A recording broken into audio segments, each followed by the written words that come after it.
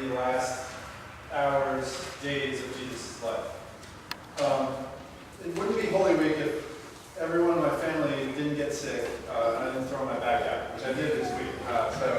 I was at urgent care yesterday, and it's just a lot of preparing. And as what comes with that is your body can't keep up with what you're trying to do. And maybe I'm getting old. I don't know. Does anyone want to read for me the bolded parts of the Passion narrative? Can someone find the bolded parts and just read them aloud? See if Barley going for it. So what does the crowd say at church?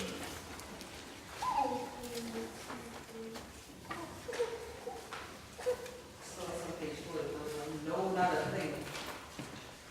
Lord, look, here are 2 swords. Lord, should we strike with the sword? Prophesy. Who is that that struck you? If you are the Messiah, tell us. Or are you then the Son of God? What further testimony do we need?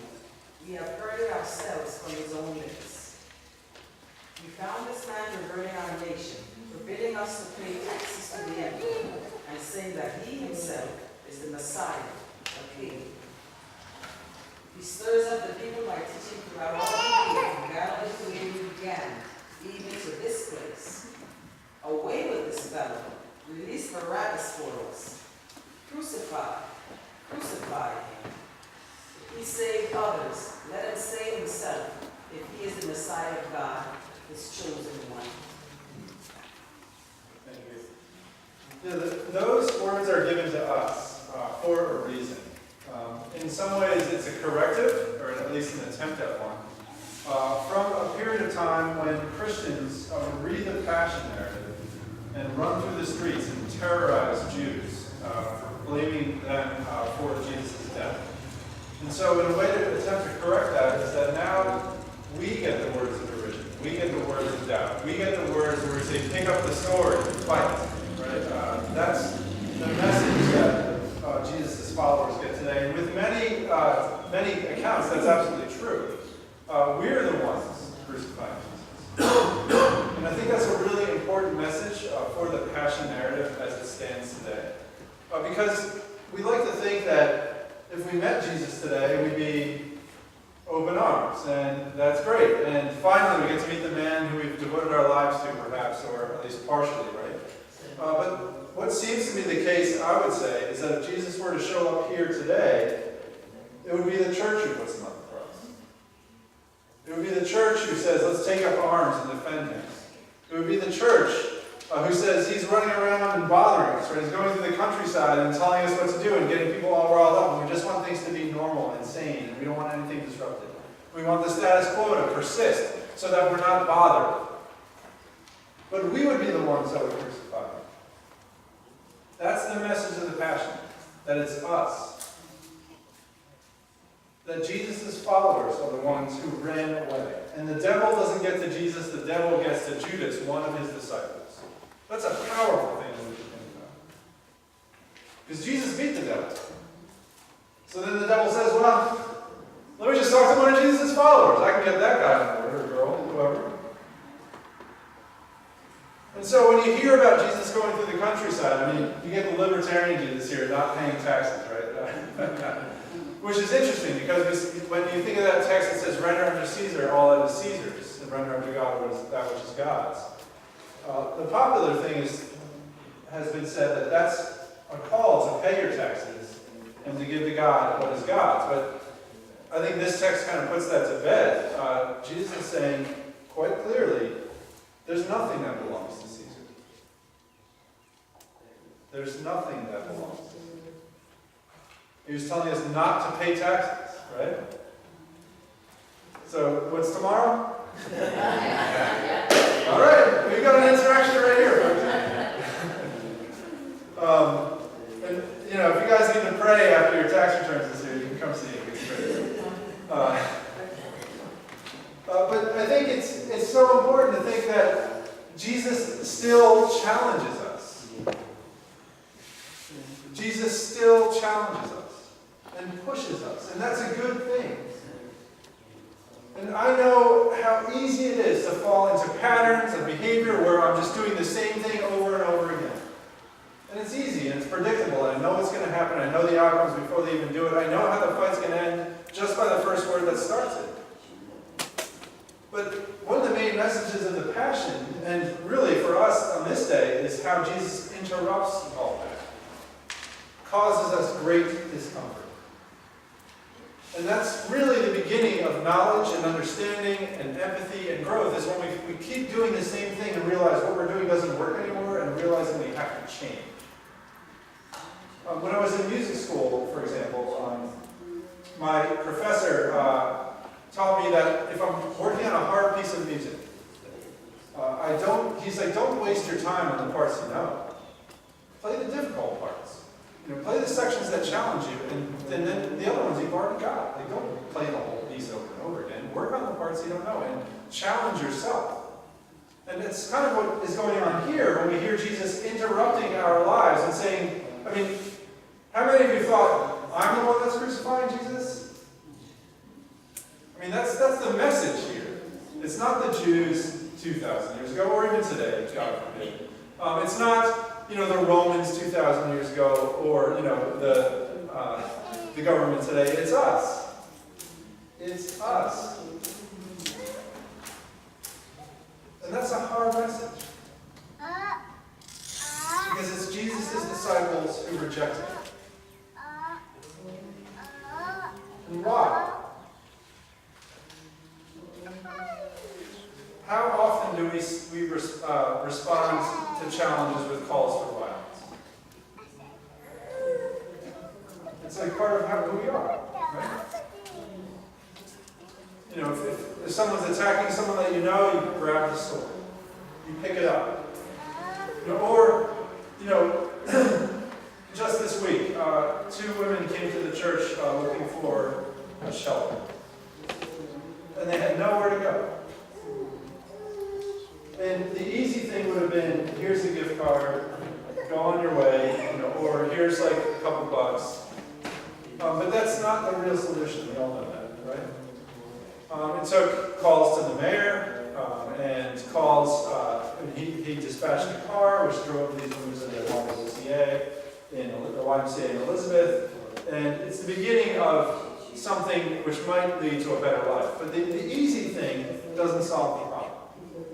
And when you get into these intractable human issues like poverty and homelessness and sexuality and interpersonal relationships that just fall apart, like these are the challenging areas of our lives which don't demand easy solutions, but more protracted ones. Solutions which interrupt our lives, which prevent us from doing things business as usual. And so, when you think of what Jesus undertook today, the cross and death, a lot of times, and this is another point, we talk about God knowing everything, God being all powerful, God constructing all of reality, and that everything, like we say that God's got it, or that everything is predetermined, right, and all this stuff. And in the text itself it says Jesus had to die, right?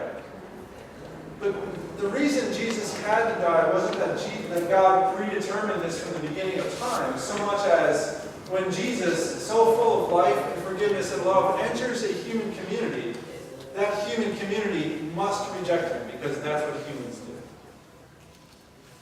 Which is different than saying God predetermined this from the beginning of time. What that means essentially is that God knew that God's people wouldn't accept Jesus to be crucified.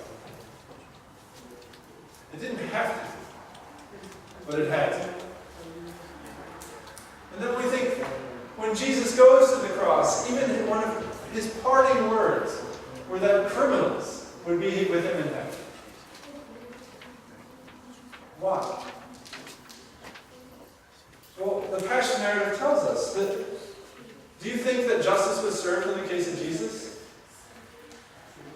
No, a murderer was like that. An insurrectionist was like that.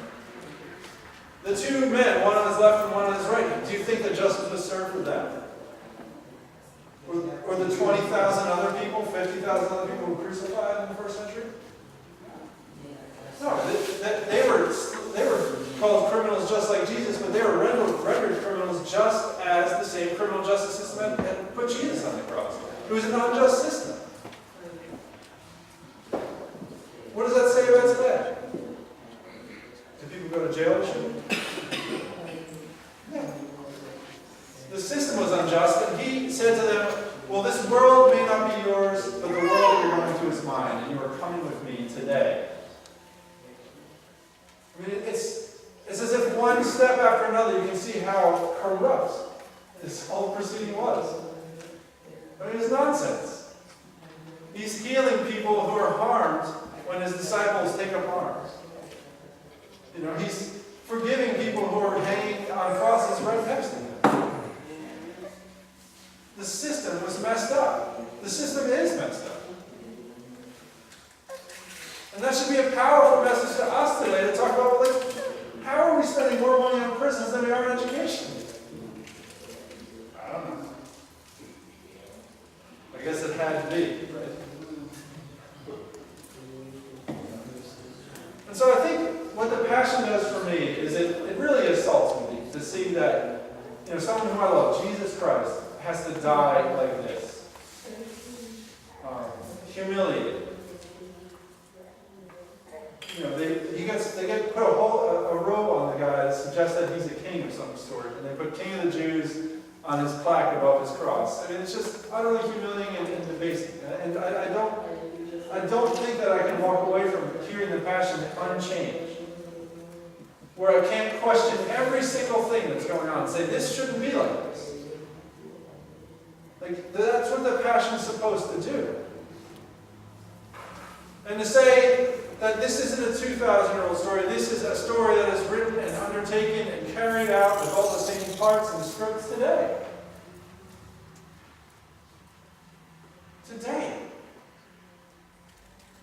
So we're called then to speak to some of these challenges. All of them. And for me and for you and for everyone else, I mean, I got 4 kids, you know, I got to bust it back. All the rest of that stuff. But we're called to speak and to act and to change and to disrupt and to do something about how people are treated. Because you know what? They're not treated right. When we talked to these 2 women who were homeless, they said, I mean, the narrative is that they're poor because they're lazy. Right? They're not lazy. They had met with Senator Booker. They had met with the mayor. They had met with several towns' homeless shelters who wouldn't take them in because they are not from those towns. Like, if you're not from Elizabeth, the Elizabeth shelters won't take you. But Rahway, guess what? Doesn't have a homeless shelter. So people from Rahway are living in the park. Mothers with kids are living in the park. And it's because they're all lazy. I guess it had to be, right? I mean, but it doesn't have to be. And these narratives that we tell ourselves, I mean, you know, kids in cages on the border, you know, they shouldn't have come here, they're better off where they are, it's like a country club, all that, it's nonsense. There are kids in cages. It doesn't have to be, but it had to be. It doesn't make sense. And if we think that Jesus died 2,000 years ago, but isn't dying in a cage on the border, or isn't these 2 women who are struggling to find housing, or isn't any of those people who show up in Operation Warm Heart who are crazy? Crucify him. Crucify them all because I'm too busy. Where I got to go is more important than this. That's the Passion narrative. It's a demand. And at the end of the day, it's saying, are we going to do the same thing? Are we going to read the same scripts? Are we going to put them on the cross and go back to business as usual? Or are we going to stop and disrupt it and do something about it? That's the question. That's the question that is on our hearts this week in Holy Week. How will we act?